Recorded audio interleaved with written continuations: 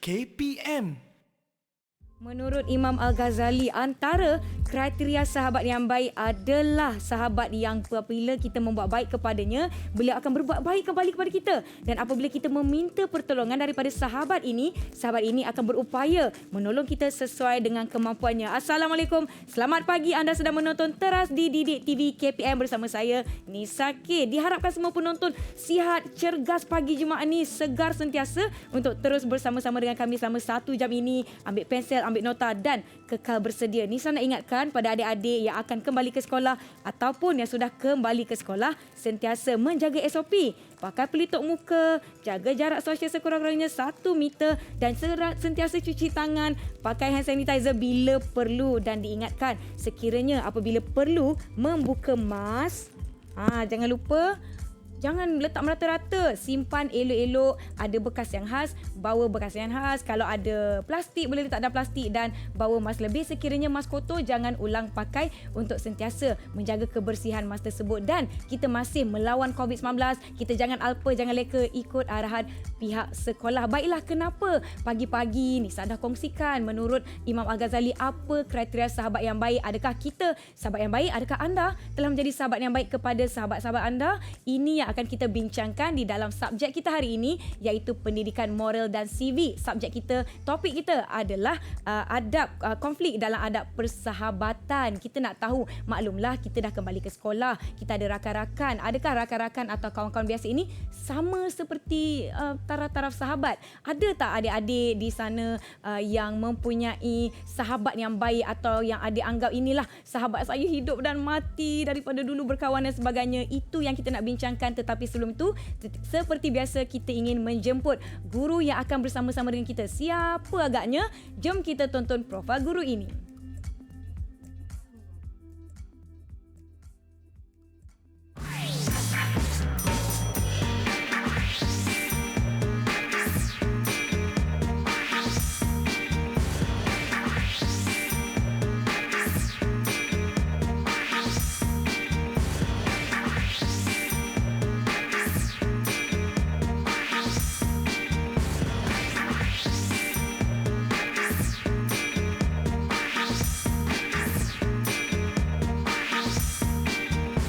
Saya ingin mempersilakan Cikgu Fariza dari SMJK Katolik Petaling Jaya. Apa khabar Cikgu? Assalamualaikum. Waalaikumsalam. Khabar baik, Nisa. Ya, Cikgu hari ni meriah berwarna kuning. Warna kegemaran saya, Cikgu. Ya. Ceria pagi-pagi. Diharapkan yang di rumah pun dah sarapan, dah bersedia kan Cikgu kan? Cikgu daripada SMJK Katolik dan Cikgu mengajar dalam pendidikan moral. Pendidikan moral. Jadi mungkin ada yang tertanya-tanya apa itu pendidikan moral dan sebagainya. Tapi sebelum tu Cikgu, kita tidak berdua. Maklumlah kita dah menjaga jarak sosial. Cikgu pun dah boleh buka mask Cikgu dan kita ni sanitize dulu Cikgu. Okey. Saya ambil sikit, Cikgu ambil sikit. Jangan lupa ya adik-adik nanti kembali ke sekolah. Pakai hand sanitizer bau yang saiz poket tu letak dalam beg. Okey Cikgu, maklumlah saya sebutkan tadi kita tidak berdua sahaja di sini. Seperti biasa kalau guru mengajar nak kena ada murid-murid. Tetapi kita di studio tak boleh ramai-ramai Cikgu. Kita jemput anak-anak daripada sekolah SMJK Katolik juga bersama-sama kita pada pagi ini. Assalamualaikum, selamat pagi, salam sejahtera. Hello. Oh, salam sejahtera semuanya. Hai semua murid-murid cikgu. Hai semua, selamat pagi. Ini semua anak-anak cikgu di SMJK Katolik dan ini tingkatan berapa? Tingkatan 3. Tingkatan 3 semuanya. Baiklah, adik-adik nanti kembali ke sekolah kita akan mengamalkan norma baharu. Semua dengar ya Nisa cakap, okey. Jadi kita nak beri salam hormat pada guru, kita letak tangan di dada semua. Letak tangan di dada. Dan kita akan ucapkan selamat pagi cikgu ya. Selamat pagi cikgu. Selamat pagi cikgu. Ya. Selamat pagi murid-murid cikgu. Nampak semua dah bersedia dan bersemangat. Bersemangat. Dah pakai baju sekolah semuanya. Maklumlah tak lama lagi dah nak kembali ke sekolah. Jangan lupa SOP kena jaga. Cikgu, saya tertanya-tanya sebenarnya. Mungkin ramai lagi yang tidak tahu.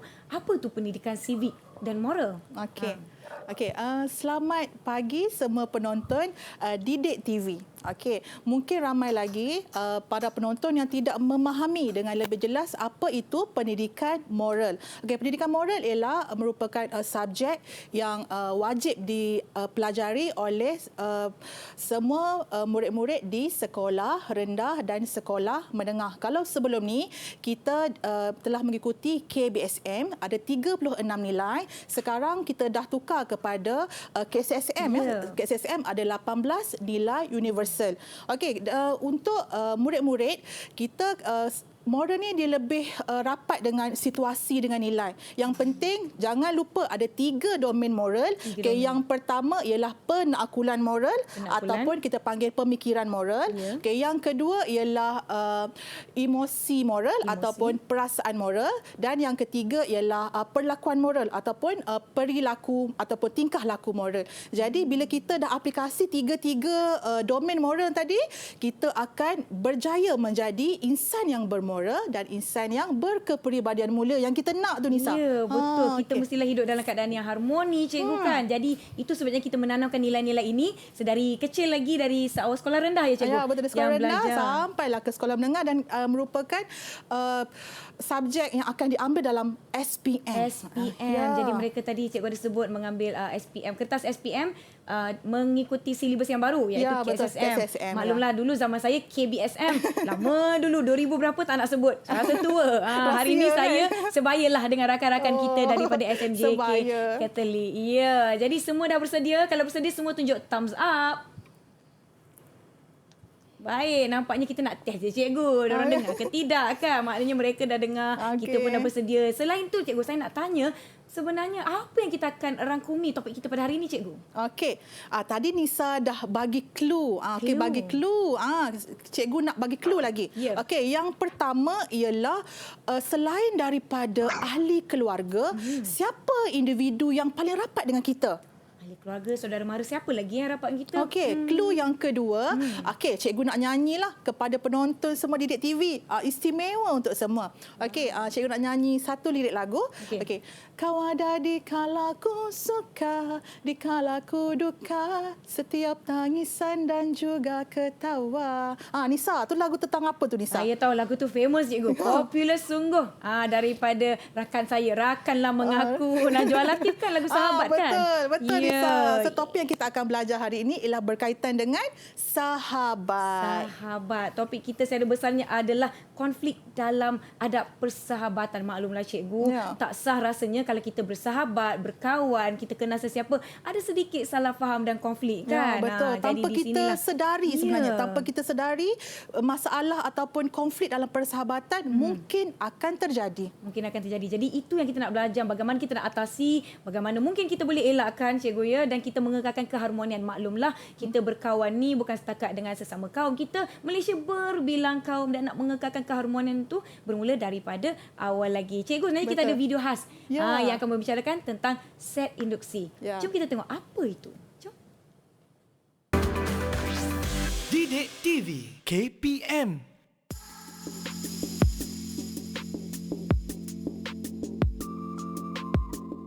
Persahabatan ibarat sekotak krayon.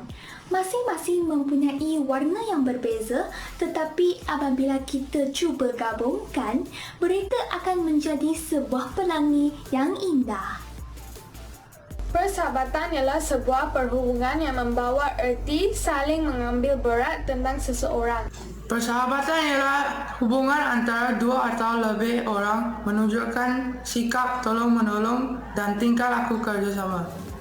Persahabatan bermaksud pertalian antara manusia yang mempunyai nilai-nilai seperti kejujuran, keikhlasan, kesetiaan, pengorbanan dan kasih sayang. Didik TV KPM. Itu dia cikgu, saya tertarik sangat dengan kenyataan di mana dia mengatakan persahabatan umpama sekotak krayon ataupun pensel warna. Walaupun warna yang berbeza, bila digabungkan jadi pelangi yang cantik. Persahabatan ni kalau kita tengok tadi ada 4 orang murid cikgu yang berkongsi maksud persahabatan. Sebenarnya maksud persahabatan ni dia sangat luas. Bergantung kepada individu itu sendiri untuk menilai apa maksud persahabatan. Persahabatan. Mungkin cikgu boleh terangkan dengan lanjut apa tu maksud sahabat? Sama ke dengan Okey, kawan kita tengok biasa? dekat sini. Okey, kita tengok dekat skrin kita. Okey, tadi kita dah Lisa dah bagi tahu apa itu tajuk kita, konflik dalam adab persahabatan. Okey, yang pertama, cikgu nak tanya pendapat murid tentang apakah maksud sahabat. Kita nak suruh murid-murid cikgu dah bersemangat hari ini. Cikgu nak minta seorang murid cikgu untuk nyatakan sesiapa yang ingin menjawab. Siapa boleh jawab? Saya, cikgu. Sila, Okey, Eugene. dipersilakan Lee Eugene. Ya, cikgu. Saya rasa sahabat bukan ahli keluarga kita tetapi berhubungan erat dengan kita.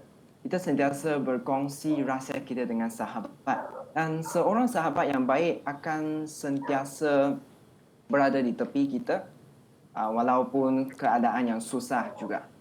Itu pendapat saya. Ya, terima kasih Eugene. Saya suka penerangan dia. Bukan yang ada ahli keluarga kita tetapi dia erat dengan kita.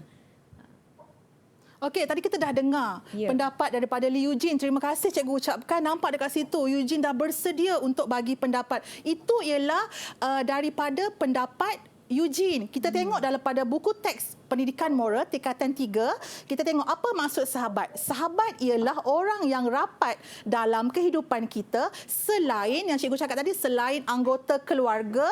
Sahabat yang baik akan sentiasa berada di sisi kita di saat suka dan duka.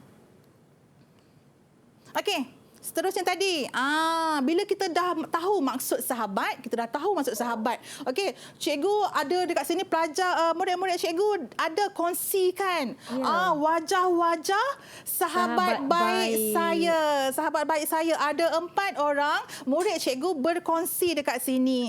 Cikgu naklah semua orang penonton-penonton NTV7 semua nak tengok, nak dengar siapa nama sahabat baik anda dan apa keistimewaan dia. Okey, kita persilakan tadi Lee Eugene. Lee Eugene boleh mula dulu, silakan. Ya, cikgu. Nama sahabat saya ialah Goh Jia Ken. Saya berkenal dengan dia sejak umur 7 dan saya amat bersyukur kerana bersahabat dengan dia kerana dia seorang yang baik hati dan sentiasa bersama dengan saya bila saya menghadapi kesusahan. Okey, kita nampak dekat sini. Ni inilah gambar sahabat baiknya. Goh Jia Ken okey tadi. Yang kedua, siapa lagi nak bagi tahu nama sahabat baik dia? Siapa? Saya cikgu. Okey, Elsa. Salah satu sahabat saya ialah Khamin Lun yang sama kelas dengan saya, iaitu kelas 3A4. Dia adalah seorang yang suka membantu orang-orang lain semasa dia nampak orang lain berada dalam keadaan yang susah. Ya, rakan yang selalu membantu. Ya, rakan yang selalu membantu kamu waktu kamu susah. Pernah ada masalah tak dengan dia, Elsa? Pernah ada konflik tak dengan sahabat? Ada. Pernah ada kan? Maksudnya ada. mesti ada. Kalau dalam sesuatu hubungan mesti akan ada konflik. Seorang lagi kita nak kongsi. Ni wajah sahabat baik Elsa. Yang ketiga. Siapa lagi? Seorang lagi. Yang terakhir.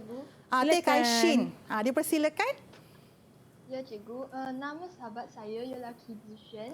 Dia ialah seorang yang jujur, rajin dan paling pentingnya dia sentiasa berada di sisi saya. Tidak kira pada masa yang suka ataupun yang senang.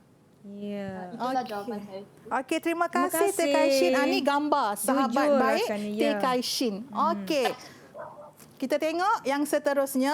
Okey, tadi sahabat-sahabat kita tengok di studio, murid-murid cikgu dah tunjuk gambar dan kenalkan nama sahabat-sahabat baik dia. Okey, kita fokus kepada tajuk kita.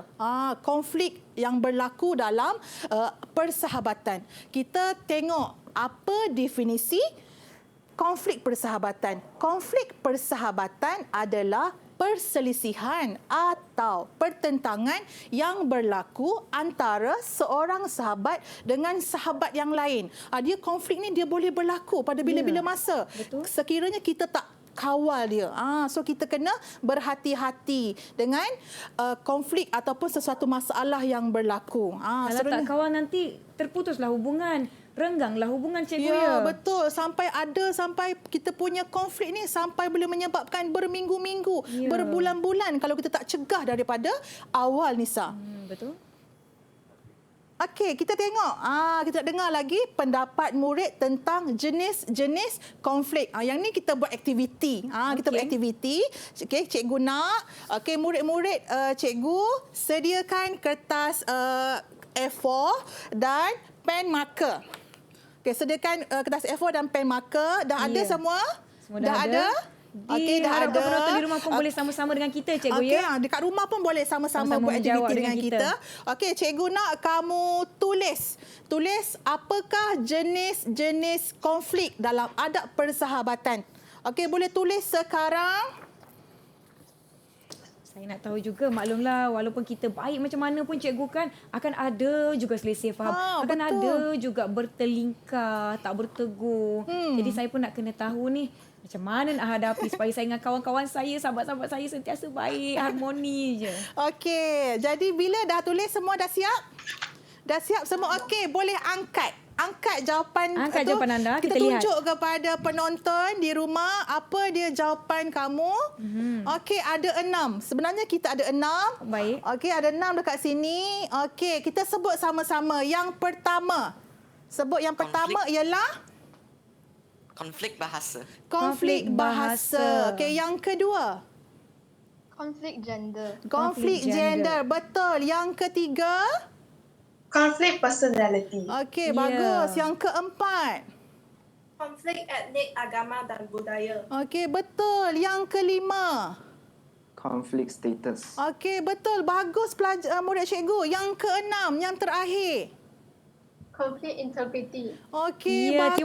Terima kasih. Tahniah. Semua betul, cikgu ya? Semua betul. Nampaknya murid-murid cikgu dah buat ulang kaji dulu sebelum kita masuk topik kita pada hari ini.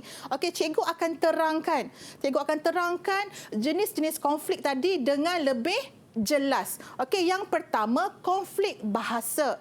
Apa maksud dia? Penggunaan bahasa yang tidak beradab dalam persahabatan. Contohnya ialah menggunakan perkataan yang kurang sopan kepada sahabat dia. Dia cakap sesuatu yang tidak baik. Ada yang pelajar dia cakap, dia panggil nama yang dia tak suka, dia panggil sesuatu yang dia tidak gemar, boleh jadi konflik. Okay, yang kedua ialah konflik gender.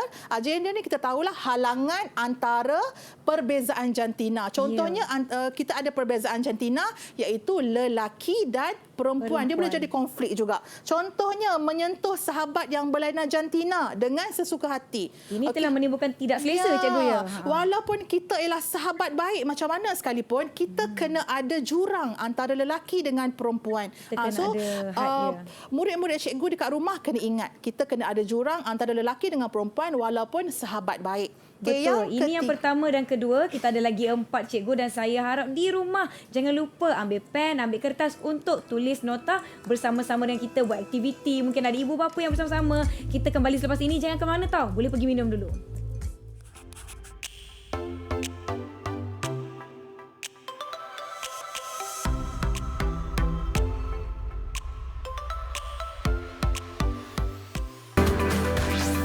Didik TV KPM. Didik TV KPM.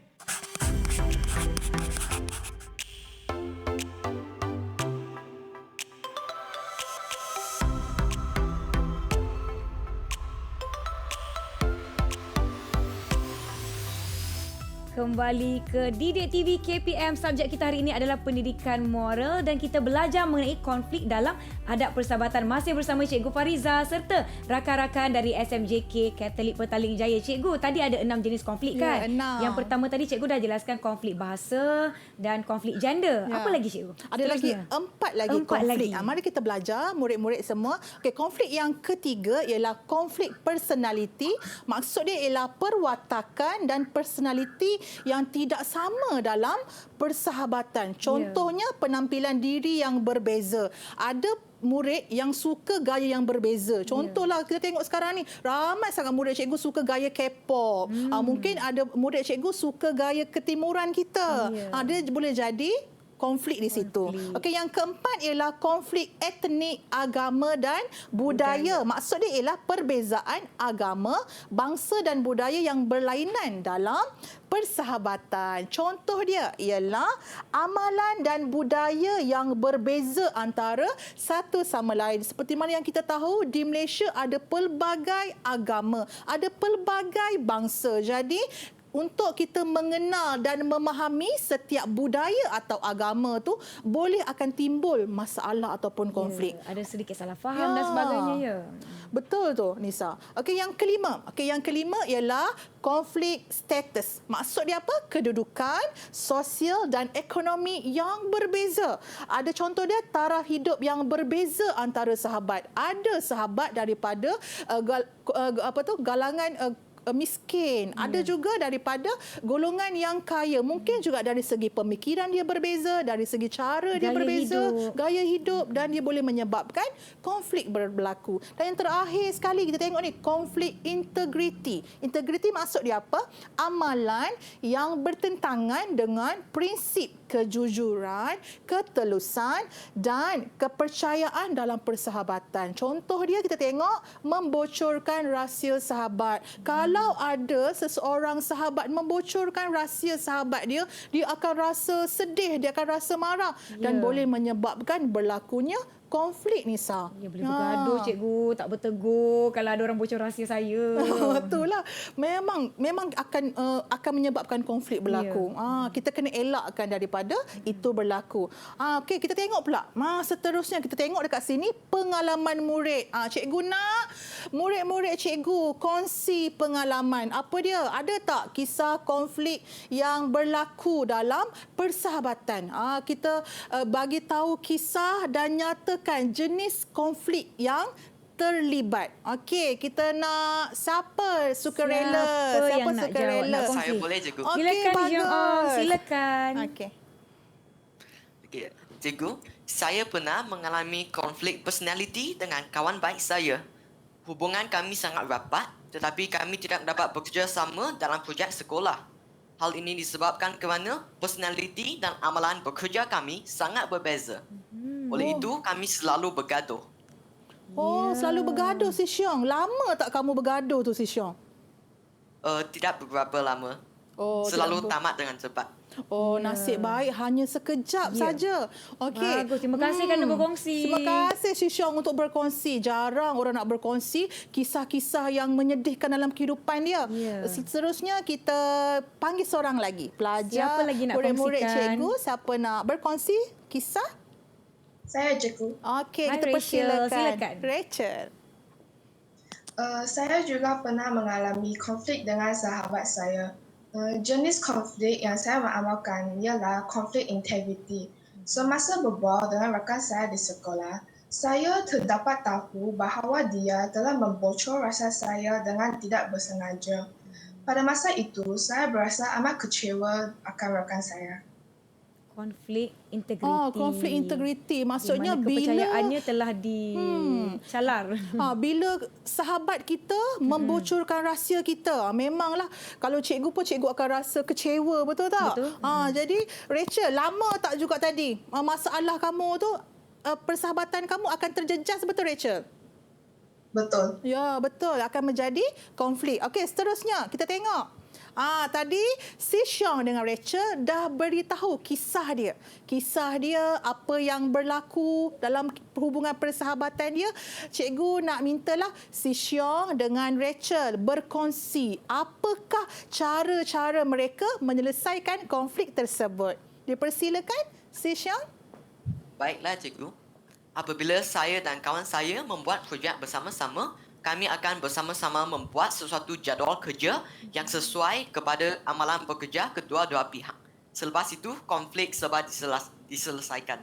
Wah, bagus. Tahniah, terima kasih kerana berkongsi. Saya suka jawapan dia, cikgu. Dia membuat jadual kerja yang bersesuaian dengan amalan kerja masing-masing. Thumbs up.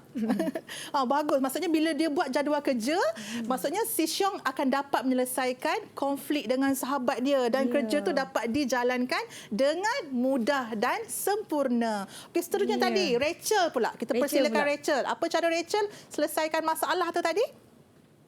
Baiklah, cikgu. Saya telah mengamalkan cara meningkatkan kemahiran berkomunikasi untuk mengatasi konflik dengan rakan saya. Saya mengawal emosi saya semasa bertutur dengannya dan menggunakan kata-kata yang sesuai.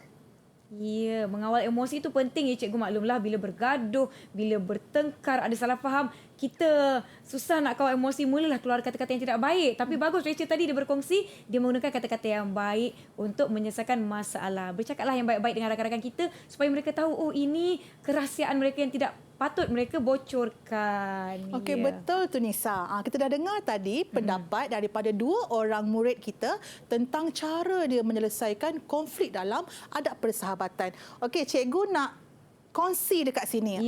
Ni dalam buku teks tingkatan 3, cara-cara menyelesaikan konflik dalam persahabatan. Ada 1, 2, 3, 6 kat situ, cikgu. Kita akan sama-sama pelajari dan telusuri apa keenam-keenamnya. Sekali lagi kita berhenti rehat, jangan ke mana-mana. Kembali tonton Didik TV lepas ini.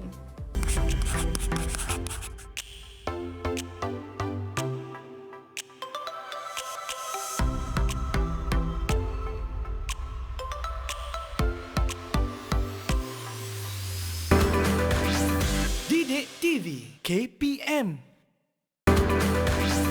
Didik TV KPM.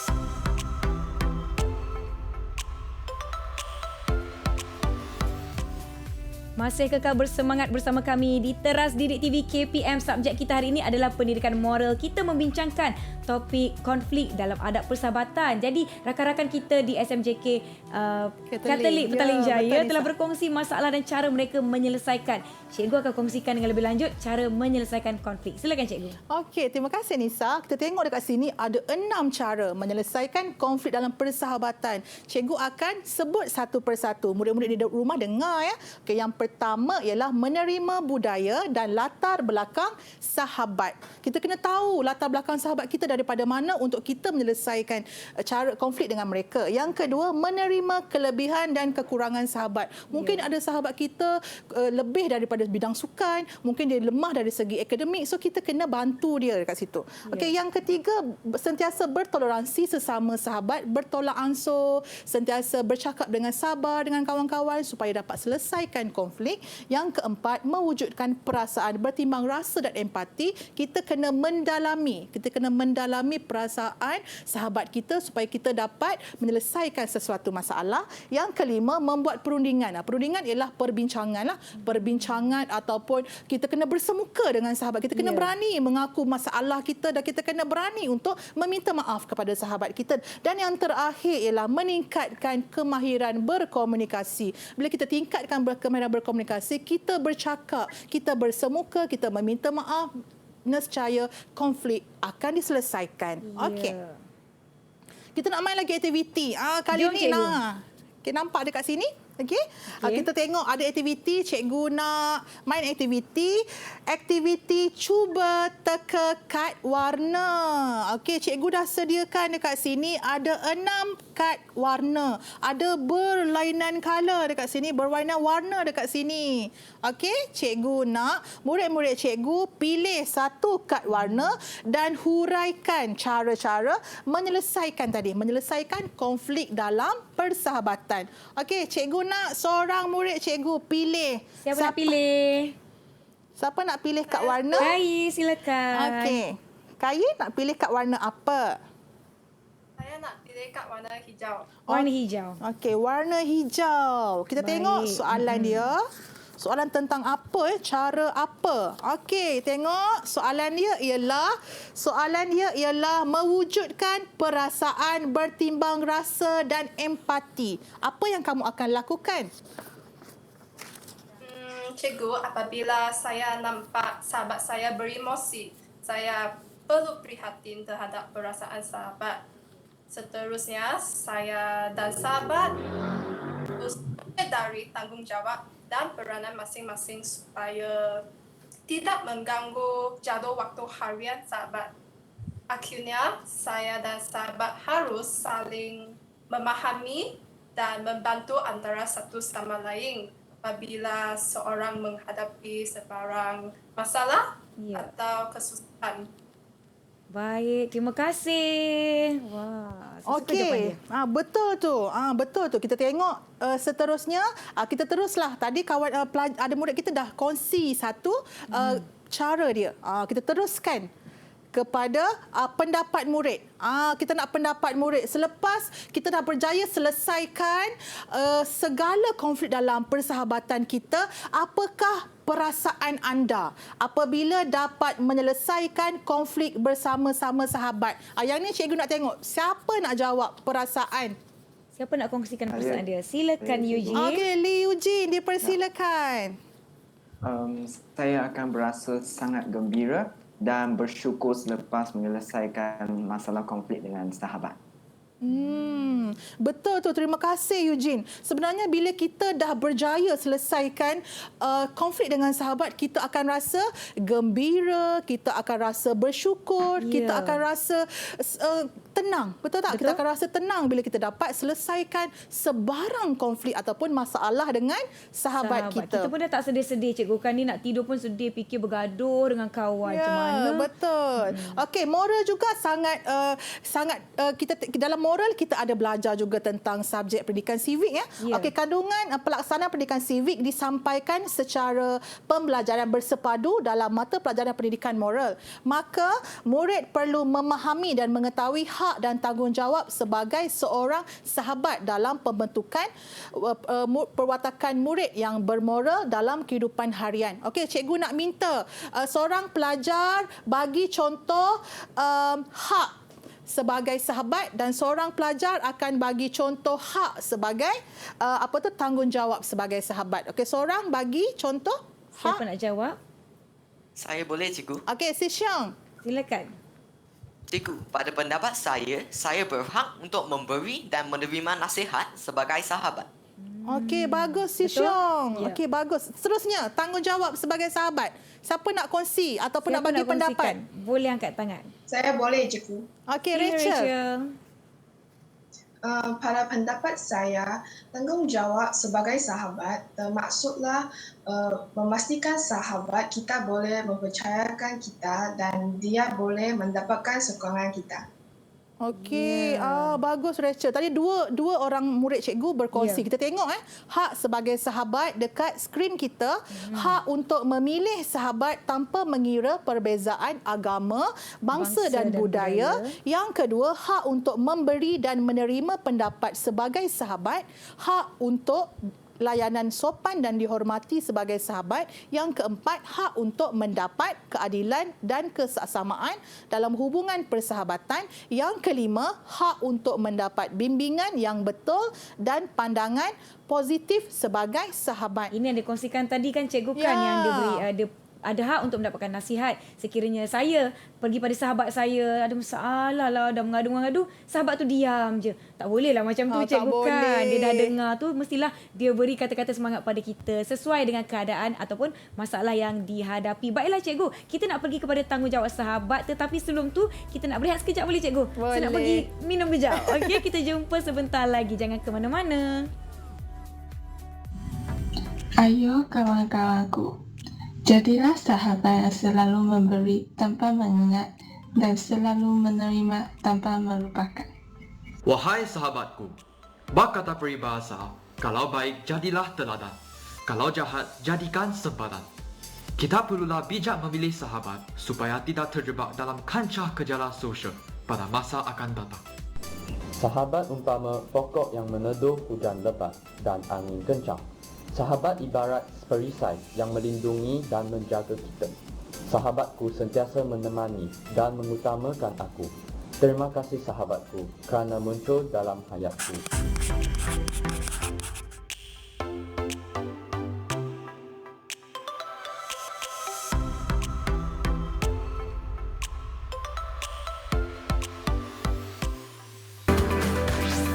Didik TV KPM. Didik TV KPM.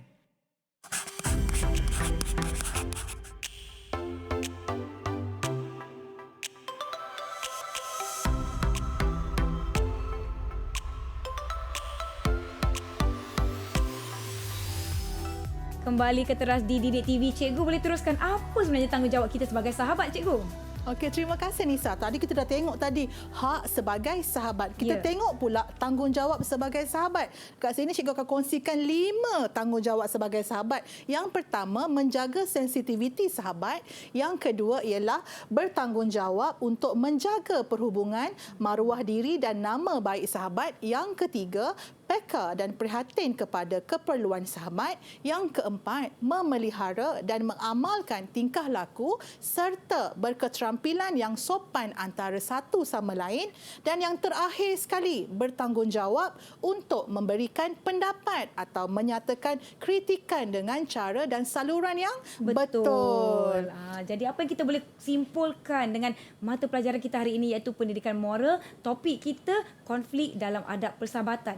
Okey, secara kesimpulan untuk pendidikan sivik dan pendidikan moral ini tadi, secara kesimpulannya tajuk konflik dalam adab persahabatan boleh disepadukan dalam pendidikan sivik yang mana hak dan tanggungjawab sahabat memainkan peranan utama dalam mengeratkan silaturahim yang dibina. Jom kita tanya, faham ke rakan-rakan kita dengan subjek kita pada hari ini? Jom cikgu kita tanya. Kita tengok cikgu nak murid-murid cikgu bagi pendapat. Apakah rumusan topik pembelajaran kita pada hari ini? Kita nak persilakan siapa? Sukarela. Siapa nak jawab? Silakan. Okey, Teh Kaishi, dipersilakan. Okey, pada pendapat saya, topik ini telah membolehkan kita lebih memahami tentang konflik persahabatan dan kepentingan untuk menyelesaikannya dalam kehidupan. Selain itu, nilai toleransi juga amat penting diamalkan dalam kehidupan kita supaya dapat membentuk persahabatan yang tetap dan harmoni. Itulah jawapan saya, cikgu. Terima kasih. Okey, bagus Sishen. Jadi bila Sishen dapat belajar tadi cara-cara menyelesaikan konflik, maka hubungan persahabatan antara semua sahabat kita akan dapat diselesaikan dan akan hubungan tu terjalin mesra, Nisa. Ya, dengan lebih harmoni. Mungkin selama ini kan cikgu, kita duk bergaduh, salah faham tu kita tak tahu ini adalah jenis-jenis konflik. Diharapkan mereka yang menonton, rakan-rakan kita yang belajar dengan kita pada hari ini dapat menyelesaikan dan mengenal pasti jenis-jenis konflik dalam persahabatan dan cara untuk menyelesaikan. Baiklah cikgu, kata-kata akhir cikgu kepada penonton dan rakan-rakan kita. Okey, cikgu harap murid-murid cikgu di rumah dapat mengaplikasikan cara-cara menyelesaikan konflik dengan cara yang betul.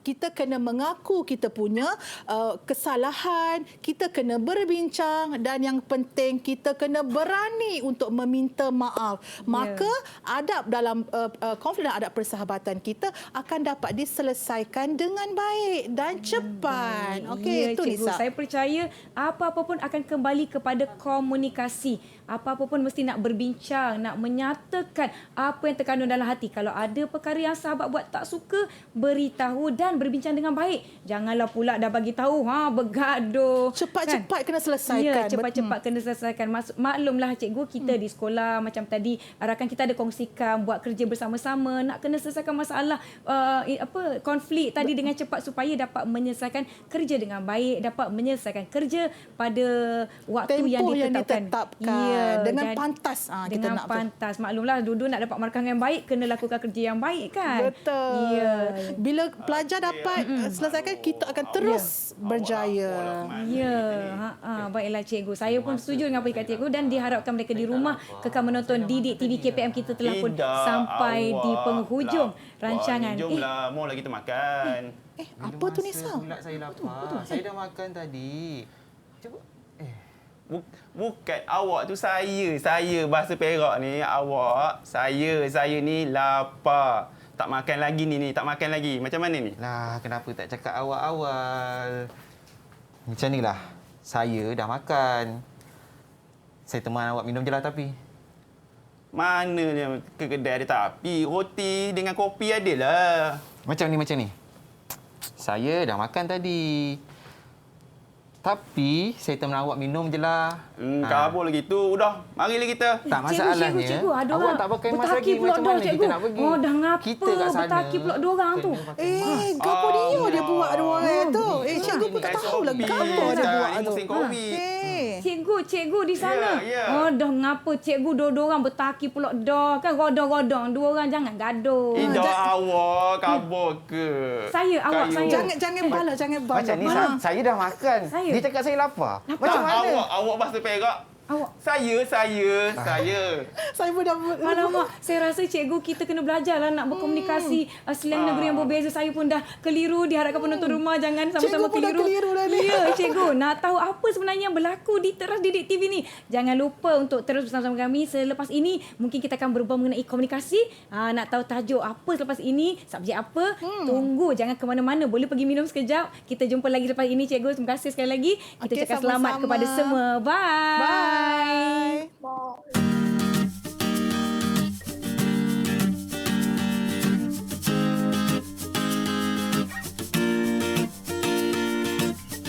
Kau ada di kala ku suka, di kala ku duka, setiap tangisan dan juga ketawa.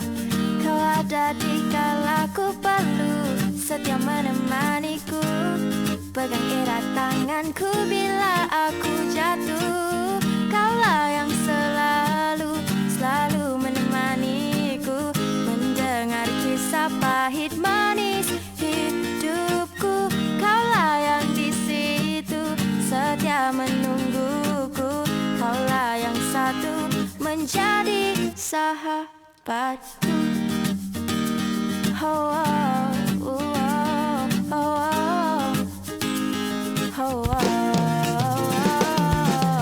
Kau ada di kala ku jatuh, di setiap bangunku, terus menemaniku tanpa rasa jenuh.